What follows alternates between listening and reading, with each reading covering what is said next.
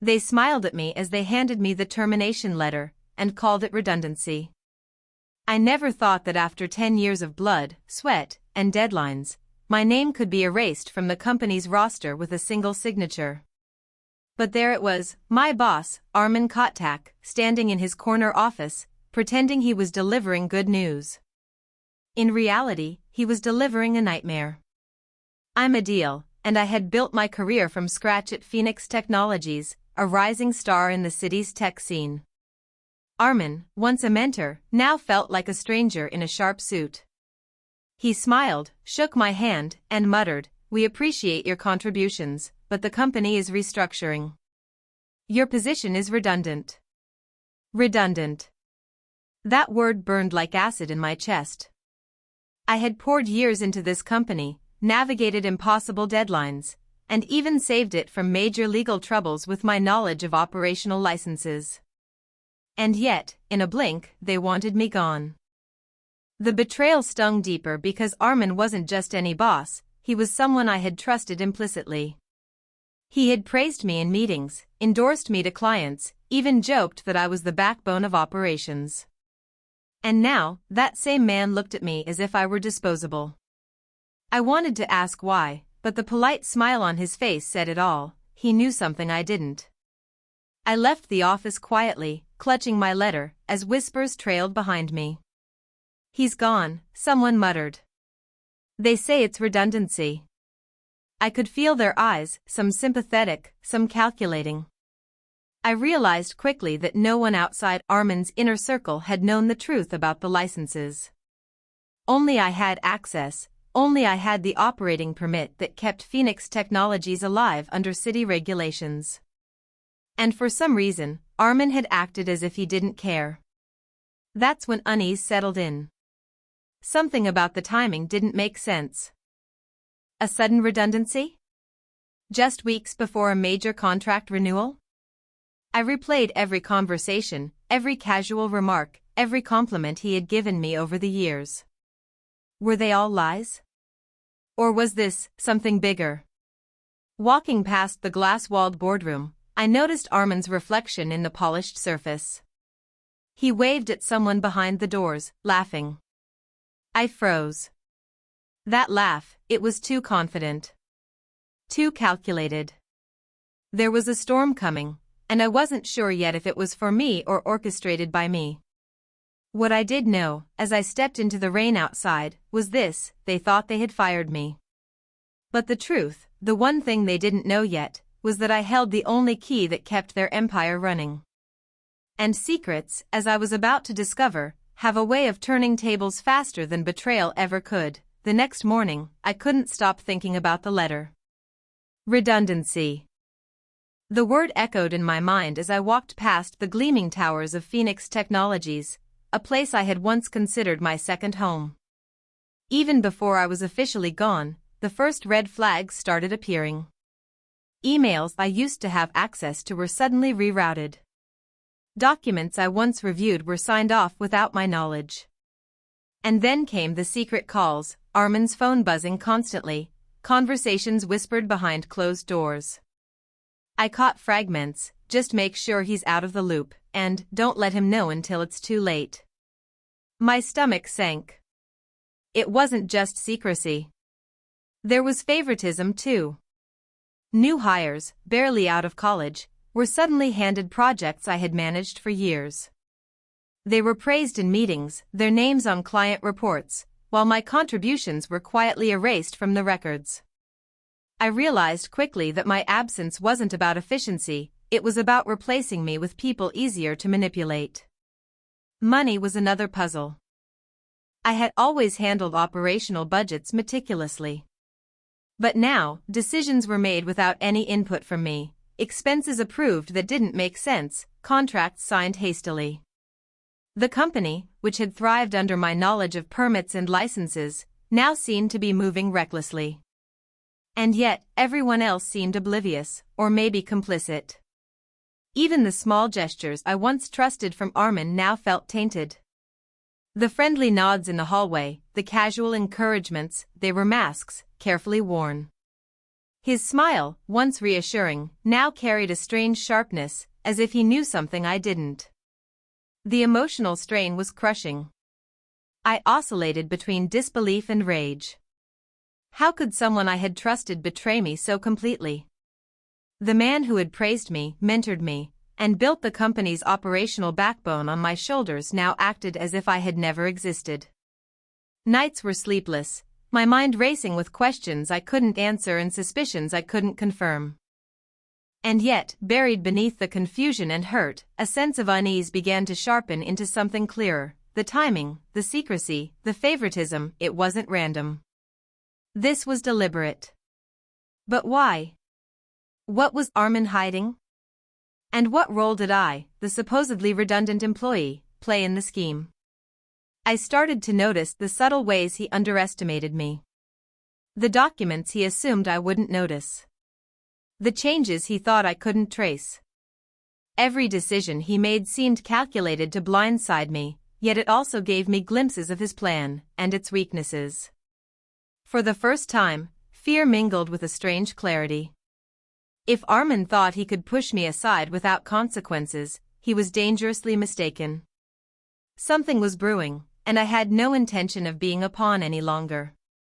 The question wasn't if I would act, it was how. I never expected the truth to hit me like a punch to the gut, cold, precise, and utterly devastating. It started with a casual email from the legal department. All operational permits have been reassigned effective immediately. You no longer hold authority to manage licenses for Phoenix Technologies. I blinked. My heart froze. Every operational license, every permit that had kept the company running legally in the city, was now technically under Armin's name. He had orchestrated my redundancy not just to remove me, but to make me powerless while pretending the company would continue smoothly without me. I felt a wave of disbelief wash over me. 10 years of dedication, strategy, and sleepless nights erased in a single maneuver. The betrayal wasn't just professional, it was personal. Armin had smiled in my face, praised my work, invited me to high-stakes meetings, and all along had been preparing to strip me of every piece of leverage I had. I remembered the countless times I had stayed late to ensure the company complied with city regulations. I had memorized every clause, every requirement, fought off potential fines and legal nightmares. And now, none of that mattered. Armin had assumed control over the single thing that kept Phoenix Technologies operating. Without the licenses, the company's operations could be halted overnight. Rage replaced disbelief. My hands shook, my mind racing with how he could even conceive of such audacity. How could he fire the backbone of his own business and think no one would notice? Worse, how could he think I wouldn't fight back? But then came the quiet, chilling realization: the town, the board members, even some clients, they didn't know the truth. To them, I had been redundant. To them, Armin was the savior, the decisive leader making tough calls. I had been invisible in the story everyone would tell. Heartbreak and anger collided. I had trusted him. I had believed in him. And he had used that trust as a weapon to dismantle my life piece by piece. Yet, amid the shock, a spark ignited. He had made a critical mistake. He thought I didn't know how essential the licenses were. He thought I couldn't leverage them. He had underestimated me, the very person whose expertise had built his empire. I clenched my fists, pacing the small apartment I had temporarily moved into. This wasn't just betrayal. This was a challenge. A gauntlet thrown at my feet. And for the first time since that termination letter, clarity emerged. I could strike back. I could expose him, reclaim control, and make him pay for every second of deception. But first, I had to plan. Carefully. Patiently. Strategically. The storm was coming, and I wasn't the one who would be caught off guard. That night, I sat alone in my apartment, the city lights flickering like distant stars through the window. The termination letter still lay on the table, next to a stack of legal notices I hadn't yet fully digested. My chest ached, not just with the sting of betrayal, but with the suffocating weight of disbelief. How had Armin, the man I trusted, plotted this behind my back? I thought about all the late nights I had spent ensuring Phoenix Technologies ran smoothly, every license renewed, every compliance box checked. All my work, my dedication, my sacrifices, and he had taken it for granted. Worse, he had attempted to erase me from the story entirely. I let the anger simmer. At first, it was raw and chaotic, a storm threatening to break me. But slowly, it transformed. The chaos became focus. The heartbreak sharpened into clarity. Armin had underestimated me. That was the key. In his arrogance, he had left himself exposed. I realized something important. The licenses he thought he now controlled were still mine. Physically, perhaps, they were reassigned. But knowledge, expertise, and strategic timing couldn't be taken from me. He didn't know that without my understanding, his empire could crumble quietly, efficiently, before anyone realized what had happened. A spark ignited in me, the spark of determination. The fear that had held me captive in those first moments of redundancy dissolved, replaced with purpose. I wasn't just going to survive this betrayal. I was going to turn it into my advantage. I began pacing, mind racing with possibilities. First, gather evidence. Every irregular transfer, every manipulation, every lie Armin had counted on staying hidden, it would be documented, catalogued, weaponized. Second, identify allies. Lawyers, former colleagues, city officials, people who could validate what I knew, who could amplify the impact of my actions. And third, patience. I had to wait for the right moment when his overconfidence would be his undoing. As I clenched my fists, I felt a strange thrill. The fear and hurt that had paralyzed me were gone. I was no longer a victim. I was a strategist. A player. And every move I made from here on would be calculated, deliberate, and unstoppable. I stared at the termination letter one last time and whispered, "You think you've won. But this is only the beginning." For the first time in weeks, I slept that night not with anxiety, but with the quiet satisfaction of someone who knows they are about to reclaim what was taken. Armin had assumed power, but he had forgotten one thing. The most dangerous person is the one who has nothing left to lose, and everything to prove. The gears of revenge were turning, silently but relentlessly, and I was ready to pull the first lever. The key to defeating Armin wasn't confrontation, it was patience. He thought I was finished, defeated, erased. I decided to let him believe that. Step 1 was documentation.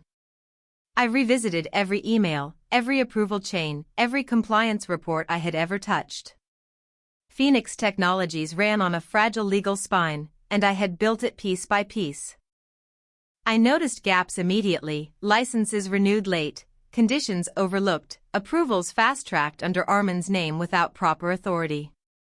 He hadn't replaced me, he had rushed past me.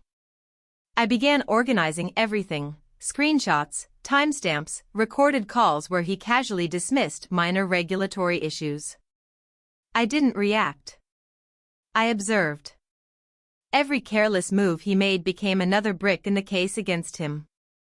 Step 2 was confirmation. I reached out, quietly, to a former compliance officer at the city licensing board. Someone who still owed me a favor from years ago. Over coffee, I learned the truth. The operating license Phoenix depended on was non-transferable without a technical review led by a certified compliance manager. Me. Armin had signed documents he didn't fully understand. On paper, he looked in control. In reality, the company was operating on borrowed time. Step 3 was the trap. I learned Phoenix was days away from finalizing its largest contract yet, one that required full regulatory verification. Armin was celebrating already, boasting in meetings, promising investors explosive growth. He never suspected the foundation beneath him was hollow. So I waited. I let him believe the lie that mattered most, that I was irrelevant. I declined interviews, ignored calls from HR, stayed silent while he strutted through the office, convinced the storm had passed. Behind the scenes, I contacted a lawyer specializing in corporate compliance violations. I handed over everything: evidence, timelines, proof of negligence. His reaction told me all I needed to know. "This isn't just wrongful termination," he said quietly. "This is operational fraud." The tension tightened like a wire pulled to its limit. All it needed was pressure. And pressure was coming, automatically. Regulators didn't need anger. They needed facts. And facts were relentless. Armin still felt like a king. Still believed firing me had solved his problem. Still laughed in board meetings, confident the redundancy story had buried me. What he didn't know was that the license he thought he owned wasn't just missing paperwork, it was invalid. And when the audit hit, it wouldn't knock. It would tear the doors off. I closed my laptop, heart steady, mind clear. The plan was in motion now. No turning back.